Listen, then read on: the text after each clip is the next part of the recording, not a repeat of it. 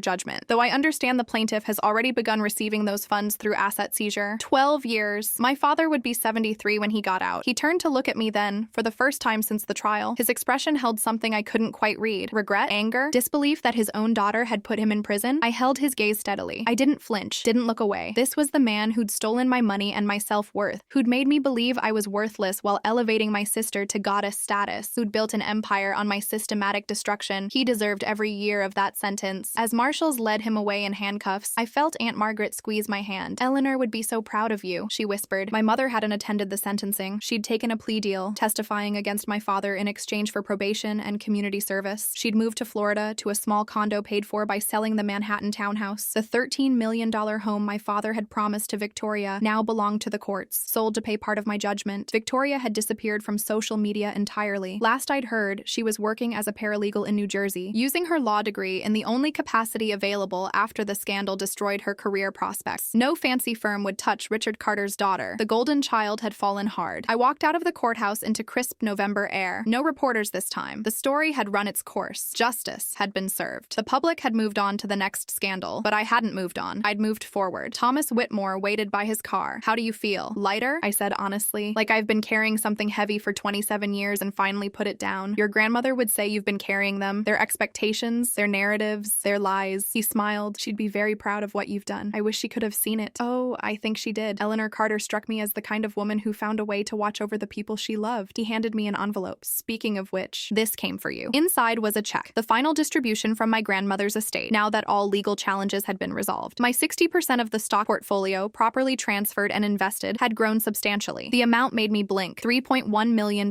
Combined with the judgment money and the beach house, I was worth over $8 million. The dumb one. The simple one. The daughter who'd found her level working at a bookstore. I was a multimillionaire. The irony wasn't lost on me. What will you do now? Thomas asked. I thought about the beach house in Maine, the summers I'd spend there, reading on the deck, the peace I'd found in that space where my grandmother had seen me clearly. I'm going to write, I said, a book about golden child syndrome, about family betrayal, about fighting back when everyone tells you you're not strong enough. I think a lot of people would want to read that. And I'm going to start a foundation for kids who are being emotionally abused by their families, for scapegoat children who think they're worthless because that's what they've been told, for anyone who needs someone to believe in them the way my grandmother believed in me. Thomas's eyes grew misty. The Eleanor Carter Foundation? Exactly. 3 months later, I sat in the renovated beach house, my laptop open to the first chapter of my book. The words came easily now. All those years of being told I wasn't smart enough, wasn't talented enough, wasn't good enough had created a deep well of experience to draw from. The book wasn't just my story. It was the story of thousands of people who'd reached out after the trial. People who'd been the overlooked child, the unfavored sibling, the one whose achievements were minimized while their brother or sister was celebrated. I titled it, The Other Daughter, Surviving Golden Child Syndrome. Jessica visited often, taking the train from Boston on weekends. We'd walk on the beach, talking about everything and nothing. She'd become more than a friend. She was family in the way family should be. Chosen, supportive, seeing me for who I actually was. Aunt Margaret came too, bringing old photos of my grandmother. We'd spend evenings sorting through them, and she'd tell me stories about Eleanor that I'd never heard. How sharp she'd been. How she'd seen through people's pretenses. How she'd never accepted the golden child dynamic my father had created. She used to tell me, Margaret said one evening, that Richard was afraid of you. I looked up from the photo album. Afraid of me? Why? Because you were actually smarter than Victoria. You just didn't know it yet. Eleanor said Richard recognized your potential early on and decided to crush it before you could threaten the narrative he'd built around Victoria. It made a twisted kind of sense. If I'd been encouraged the way Victoria was, given the same resources and support, who might I have become? What might I have achieved? We'd never know. That version of my life had been stolen from me. But this version, the one where I'd fought back and won, this version had its own kind of power. In January, I received an unexpected email. Emily, this is Victoria. I know I have no right to contact you after everything, but I wanted you to know that I'm in therapy, working through my own issues with how mom and dad raised us. My therapist says I was damaged by the golden child dynamic too, just differently. That the pressure to be perfect, to be the one who justified all their choices, it broke something in me. I'm not asking for forgiveness. I don't deserve it. I just wanted you to know that I see now what they did to you, what I participated in, even if I didn't fully understand it at the time. You deserved better. You deserved parents who saw your worth instead instead of manufacturing your worthlessness. I'm sorry for all of it, for not standing up for you, for benefiting from what was stolen from you, for calling you names when you fought back, for everything. I don't expect a response, but I needed to say it. Victoria. I sat with the email for a long time. Part of me wanted to delete it, to maintain the wall I'd built against my family. They'd hurt me too deeply for simple apologies to fix. But another part of me, the part that my grandmother had nurtured, the part that had fought for justice instead of revenge, that part recognized something genuine in Victoria's words. She'd been damaged too. Differently, but real. The golden child dynamic destroyed both children, just in different ways. I wrote back, Victoria, I appreciate your apology. I don't know if we'll ever have a relationship again. Too much has happened. Too many years of hurt. But I hope you find healing in therapy. I hope you learn to separate your worth from mom and dad's expectations. I hope you discover who you are when you're not performing the role of the golden child. Maybe someday we can talk. Not now. I'm not ready, but maybe someday. Emily. It wasn't forgiveness. It wasn't reconciliation, but it was a door left slightly open in case both of us grew enough to walk through it someday. The Eleanor Carter Foundation launched in March. I'd partnered with therapists who specialized in family dynamics, with legal advocates who helped victims of financial abuse, with educators who worked to identify children being systematically undermined by their families. Our mission statement was simple. Every child deserves to be seen, to be valued, to believe in their own worth. At the launch event, I gave a speech. My grandmother Eleanor saved my life, not by giving me money, though that helped. She saved me by documenting the truth when I was too beaten down to see it myself. She gave me evidence when I'd been taught to doubt my own perceptions. She gave me weapons to fight back when I'd been convinced I was too weak to fight. This foundation exists for every child who doesn't have an Eleanor, for every scapegoat who's been told they're worthless, for every overlooked daughter or son who deserves better than the crumbs their golden child sibling left behind. We can't give you a grandmother who sees the truth, but we can give you therapists who will help you see it. We can give you legal advocates who will help you fight financial abuse. We can give you a community that says, you are not what they told you. You are worthy. You are enough. You deserve justice. The event raised $2 million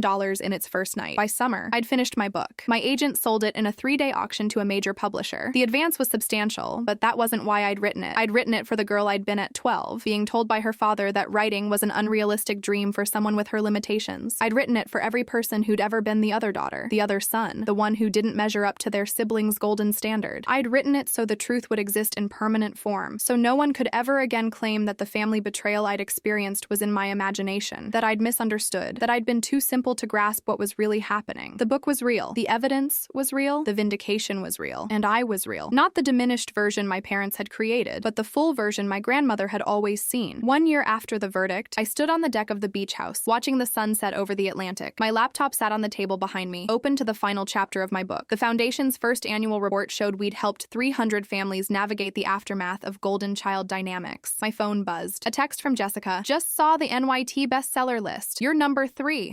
You did it? I smiled. The book had struck a nerve, climbing the charts faster than anyone expected. Apparently, there were a lot of other daughters out there. A lot of scapegoat children who'd been waiting for someone to tell their story. Another text. This one from Aunt Margaret. Your grandmother is dancing in heaven. I just know it. I believed that. Eleanor Carter had given me everything I needed to survive, to fight, to win. And now I was using that gift to help others do the same. The golden child syndrome that had almost destroyed me had become the foundation for helping thousands of others. The family betrayal that had stolen years of my life had given me purpose I'd never imagined. I wasn't grateful for what my parents had done. I never would be. The pain had been real, the damage profound, but I'd survived it. I'd fought back, and I'd won. Not just in court, not just financially. I'd won back my sense of self, my belief in my own worth, my understanding that I was never the dumb one, the simple one, the limited one. I was Emily Carter, granddaughter of Eleanor Carter, author, advocate, survivor, and I was exactly who I was meant to be. What do you think about this story? Have you ever felt overlooked or undervalued in your family? Have you witnessed the golden child dynamic in your own life or someone else's? Share your thoughts in the comments. Your story matters, and you're not alone in this experience. And if this story resonated with you, don't forget to like and subscribe. Thank you for being here, for listening, and for supporting this journey. Your presence means everything.